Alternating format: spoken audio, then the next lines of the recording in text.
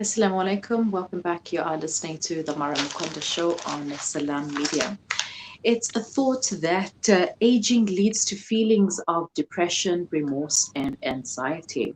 So, do you think you have a midlife crisis? Joining me on the line right now is life coach Nazia Salaji, and let's talk midlife crisis. Assalamu alaikum wa rahmatullahi wa barakatuh, Nazia. Shukran for joining me again. Walaikum assalam wa rahmatullahi wa barakatuh. It's a pleasure to be in your space again, Mariam. Alhamdulillah. So, what are the signs of midlife crisis? Okay, Mariam. The signs of a midlife crisis, it varies because men and women experience a midlife crisis differently.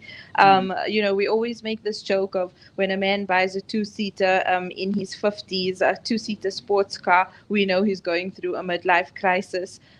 Women and men experience it differently, and thus will show different signs and symptoms.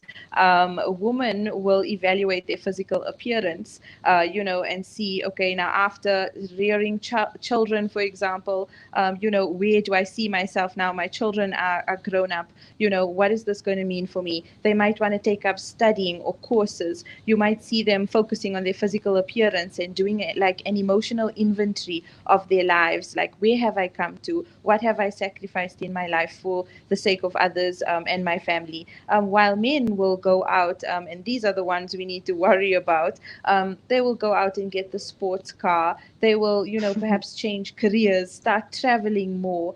We even see serious, things such as having affairs or flings in this time, them trying to prove to themselves that they've still got it, the ability to prove to their loved ones or friends or family that, what, they're not getting that old and it's not happening as fast as people would like to believe. Also, they don't want to be tied down. It comes down to thoughts of dying or death as well. They start evaluating that if I've already turned, this certain age, and by the way, it's not limited to any age. It's something that can come about in somebody's 30s, 40s, or 50s. A midlife crisis can literally hit anybody at any time of their lives. And I was actually going to ask you right now about the age because the well known age is from the 40s to 60s. But now that you mentioned that, even in their 30s, so we could be seeing more younger people or people rather people in their 30s facing midlife crisis. Yes, definitely. And remember, it also depends on emotional maturity. How old people are is not necessarily how emotionally they have matured. It's not actually running parallel to your age. Different people mature at different rates. And this Hmm. is where you will see the signs and symptoms as them actually being disconnected from old friends, for example, wanting younger friends. You will see them obsessing about their appearances. And obviously, they don't want to be tied down, and this is the dangerous part, like I said, where they'll even have depression, bouts of depression. And some people will leave their families, they'll leave their spouses in search of younger spouses, just to prove that, they are able to stay in the game, as they say. Or to feel alive once again because they have this younger person who just brings out their inner younger person again. And it's like, Yes, come exactly that. And also, they'll start doing extreme sports, for example, becoming adrenaline junkies, engaging in reckless activities because youth is associated with a certain amount of recklessness. So anything to get them closer to seeming younger, like it doesn't matter what my age, I can still bungee jump or I can still, jump out of a plane, for example. They will engage in such reckless activities. on. So, mentally, what triggers a midlife crisis?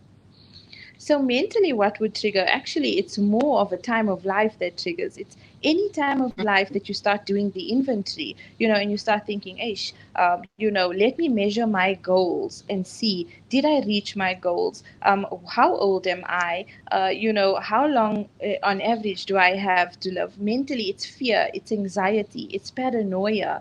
It's also measuring yourself up. to the next person and saying, oh, but at my age, this person, or this person in my family or friend has come so far, and in my life at this time, what have I done? As much as we like to think that domestic, women who are at home taking care of families, when the kids get bigger, you often see them doing this and saying, but what did I do for myself in this time? I didn't study, I devoted my life to raising my children.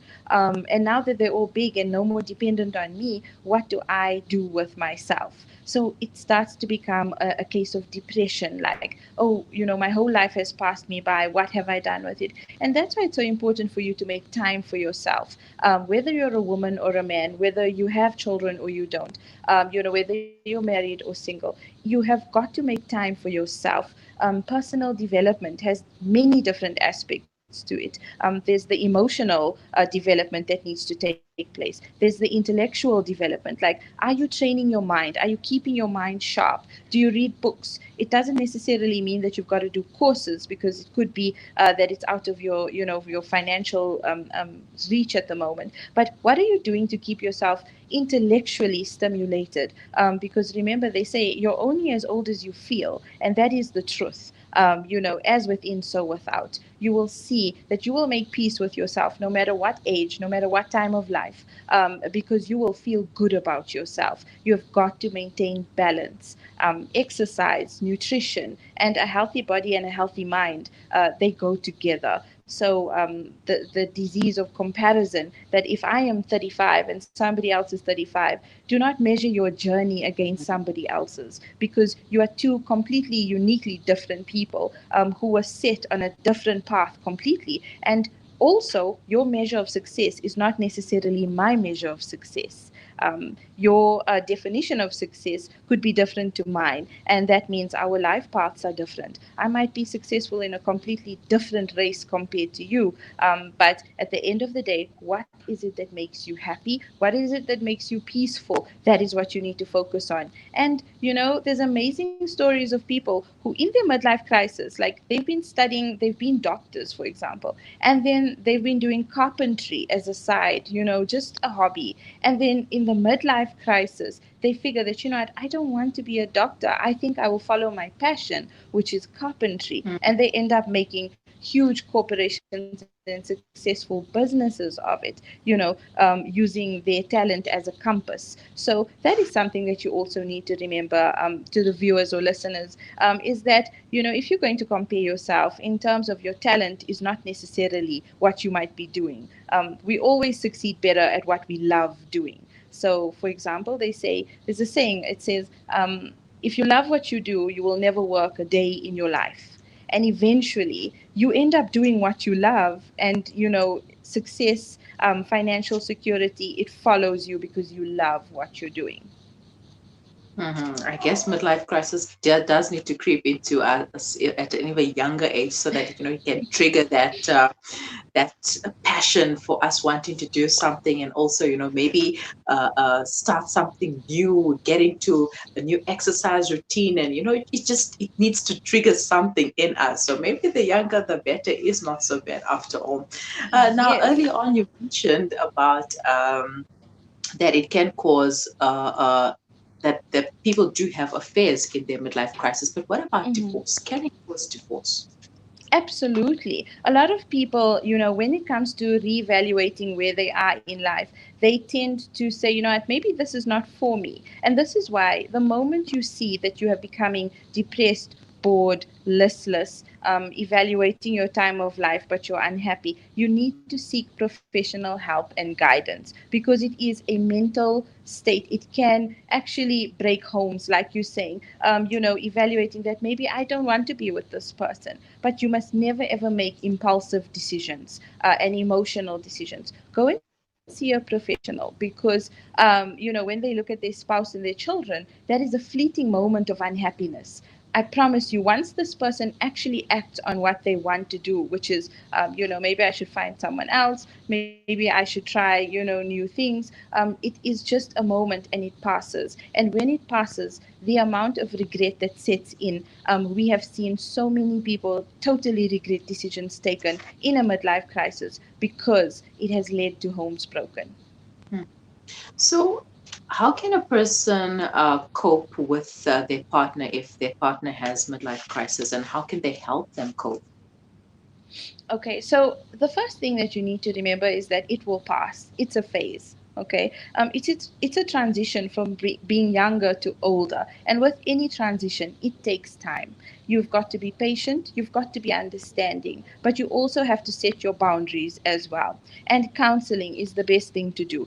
Get a professional involved so that this person does not go out and make impulsive decisions. Because remember, like we said, men and women handle it differently. A woman will want to go to gym and improve her physical appearance, go out and get clothes that make her look younger, etc., etc. A man will want to go out and buy a sports car, change his surname and his whole identity, and it's just for the moment, because there will come a time when he will sit down and he will reevaluate where he is at the moment and say, oh my gosh, I might have made the biggest mistake in my life. So seek professional help if you have any of the signs or symptoms of a midlife crisis, or if your partner is experiencing it, and talk through it, because it's natural. It's part of aging. It's part of being human. So embrace it, but find coping skills from a professional that's going to get you through it and actually come out of it sane, still sane. Yes, I mean, that's all that we need right now. All right. Any closing thoughts regarding this year, and how can people get over midlife crisis? Okay, so firstly, the best advice I can tell you is that there's no getting over. You've got to get through it. Everyone's got to get through it. And it's a mental and emotional time. It's a hard time because people start, like we said, taking stock of the things that you have done, that you could have done, the time that you've wasted. And you think, well, I'm going to throw caution to the wind. My advice to people who are going through midlife crisis at the moment, or you're in denial that you're in a midlife crisis at the moment, is to get help of a Mm, professional. Speak to someone, speak to your friends, and be as open with your spouse as possible, because they're not used to you being this way. If you feel any of the signs or symptoms creeping in, contact a counselor and let them talk you through it. And do not make any bad decisions. If I could compare it, it's like a teenager who's just gotten freedom. What do they do with it? They go wild. So at this mm. time of life, you need help, you need to talk. And to partners, I say, be patient, and most of all, good luck. Yeah, I hope that good luck was sincere. Thank you so No, much it for your is. time. It's a pleasure, Mariam. Jazakallah so much. Assalamu alaikum. Walaikum salam.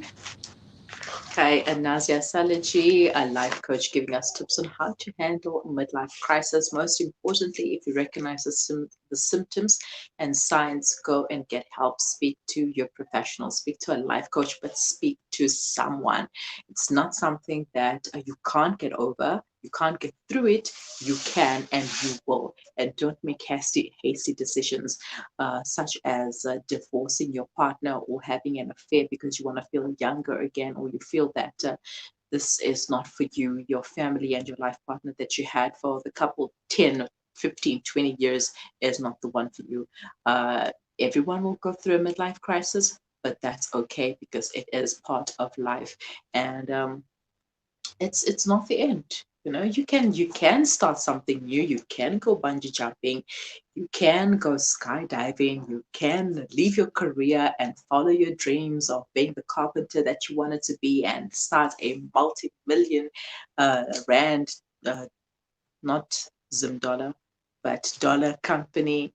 And who knows, you might just become the next best thing that was triggered by your midlife crisis. But once again, seek professional help and don't make decisions that you will regret later. Do stay with us. When we come back, we'll be talking about black tax. Is it a burden or a responsibility?